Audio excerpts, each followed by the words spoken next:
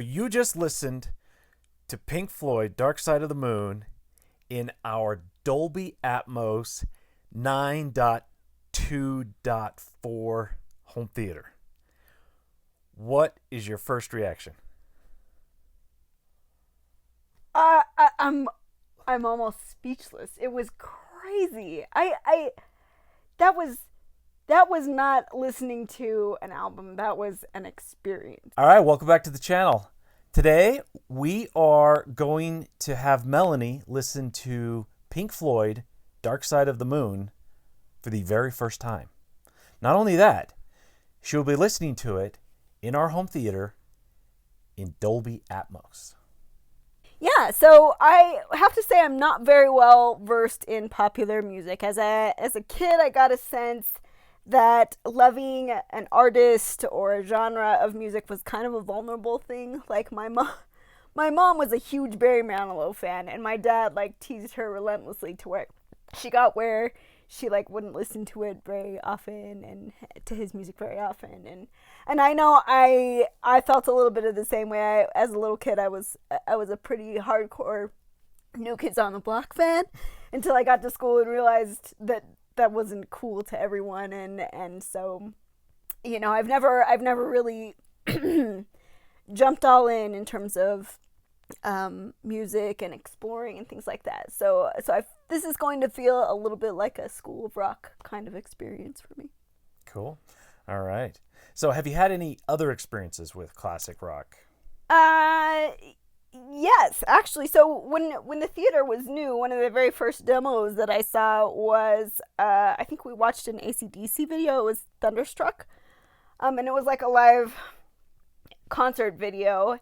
And the song might have been a little bit familiar to me, but it wasn't a song that I really knew. And just listening to it and getting the full theater experience was so powerful. Like it moved me to like the verge of tears. It was so overwhelming. Just it felt almost like being at a concert and being surrounded by all those people who were just really in the moment. And I was kind of blown away by the fact that I could still be sitting on my couch in my PJs and still have that kind of an experience with music that I know that it wasn't because I just love the lead singer's voice so much or anything about the music in particular. I haven't like revisited that song or anything, but just the experience that we had in the theater was enough that it could still be that big.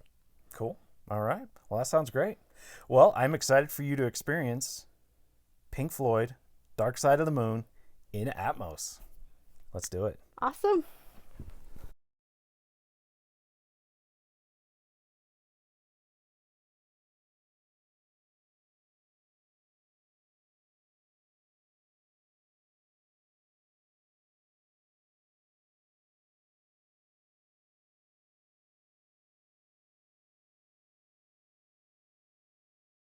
Okay, so you just listened to Pink Floyd Dark Side of the Moon in our Dolby Atmos 9.2.4 home theater. What is your first reaction? I'm almost speechless. It was crazy. I that was not listening to an album. That was an experience. Like that is what I envision an acid trip would feel like. It was crazy how immersive it was, and just how it was a full body experience for sure. Interesting. Okay. Now, when I first proposed to you that you listen to this album for the first time, because I knew you had never heard it before.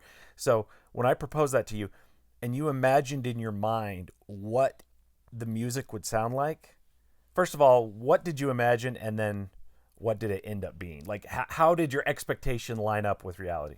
Well, I have to say, first of all, when you proposed the idea of this movie, I was like, I'm not going to be able to talk about a Pink Floyd album. Like, there's just, I'm not that well versed in classic rock, and I just thought, what can you possibly have to say about a whole album? But man, that there was so much happening and so much going on there that I feel like I just kept having thoughts as I was listening to it, like, oh wow, that's amazing, that's incredible. All these different little things about it that I was noticing as I was listening were just so different from anything I've ever heard before. Wow.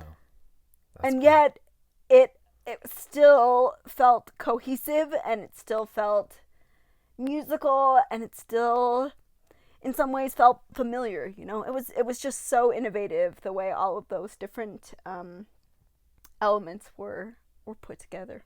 Cool. Cool. So this album was released, I believe, 50 years ago, roughly. So at the time that this album came out, I think stereo, like two speakers, was the best technology that existed at the time. I could be wrong. Correct me if I am. So this would have been heard on a stereo sound system. But even on a stereo sound system, I think it's understandable why it made such an impact and why it was so huge, because it just sounds amazing, right? But now they recently remastered it in Dolby Atmos to take advantage of full, complete surround sound and overhead height speakers.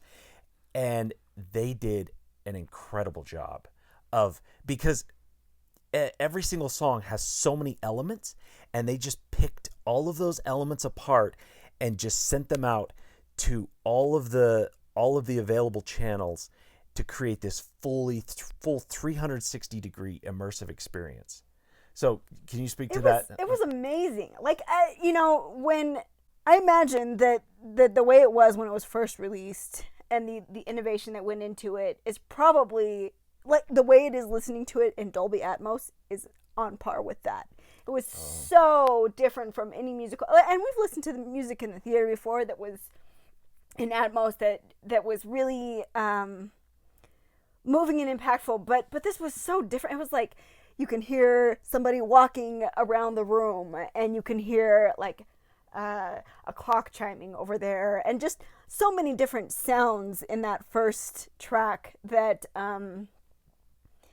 were so distinct and individual, but at the same time flowed together so well to where I'm listening to a track that's mostly comprised of various sound effects, but it still had a musical quality to it instead of just lots of sounds. It wasn't chaotic, but every element was distinct and still contributed to the songs as a whole. It was amazing and just brilliant. I don't know how else to describe it. Yeah. Well, that's great. Well, I'm glad you enjoyed it. I thought you would. I have to say something that was cool about it that I think we've lost a little bit of now that the way we consume music is so different, was listening to an album from start to finish, in the way that the studio or the artist or whoever it was ordered the music. And this was unique too, in that there wasn't even any break in between the tracks, right? Like they all flowed together really well. But listening to it from start to finish in the order that it was intended to be delivered was a unique experience too. I really enjoyed that, and I think it added to the overall effect of the first listen. That's a really good point. I mean, some of the songs stand on their own. I would say like Money stands out to me as one song that stands on its own, but most of the others, I think if you listen to them individually, they just wouldn't have the same impact as listening to the entire album in its entirety in order. Like it really is. It almost is one song. There were some points where I had to like consciously realize, oh wait, I think this is a different song because of the way the sound didn't ever really stop. Yeah. But at the same time, I could tell when it was a new song, when it was a new track and everything. So I don't know. The whole thing just flowed together so well. All of the individual elements, all of the different tracks, it all felt like one really just cohesive Yeah. piece. I agree. One thing that stood out to me was just how many different types of music there were in it. So like there were rock, like classic, like typical classic rock riffs, but then there was like piano with a Some pretty soul, ballad. like a woman singing some. Yeah. And it all flowed so well. Like it definitely maintained a classic rock feel, but I had the same thought that the other elements were brought in so seamlessly that it just, I don't know, it just made for a really, really big experience. Yeah.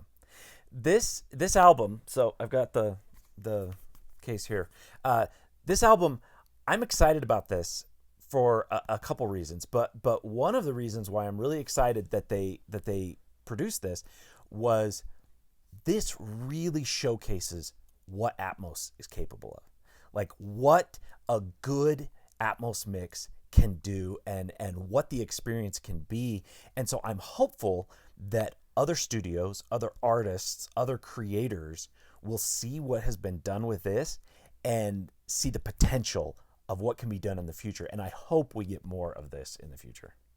I have to say too that this visual image of the beam of light hitting the prism and turning into a rainbow is so appropriate and so symbolic of what the album, like listening to it in Atmos, was for me. Like I can't even imagine having to listen to it, you know, the way they listened to it, you know, when it was released just in stereo would have been, because the Atmos experience of it just brought it to life in so many ways that I think you would miss just listening to it. That's a really good point. I actually didn't think about that, but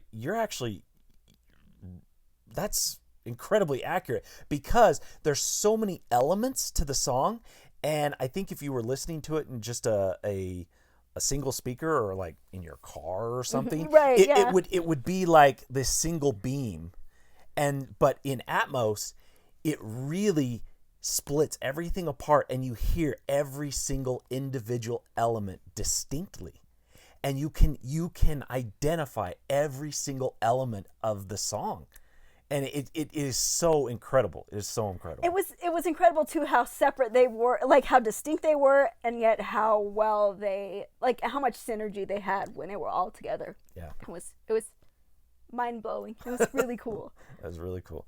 Well, I am so glad you enjoyed it, and I appreciate you being willing to share this experience. Very cool. Do you have any? I highly recommend it. You highly recommend? Okay, so that was what I was going to say. What would you say to people watching this? I don't know if I can ever listen to it in any other way though. Like it really feels like this is the way this music is meant to be experienced. You mean like in a Dolby Atmos theater? Yeah, yeah, not in my car or. Yeah. You know. I agree. On my phone. Cool. Awesome. Well, thanks for watching.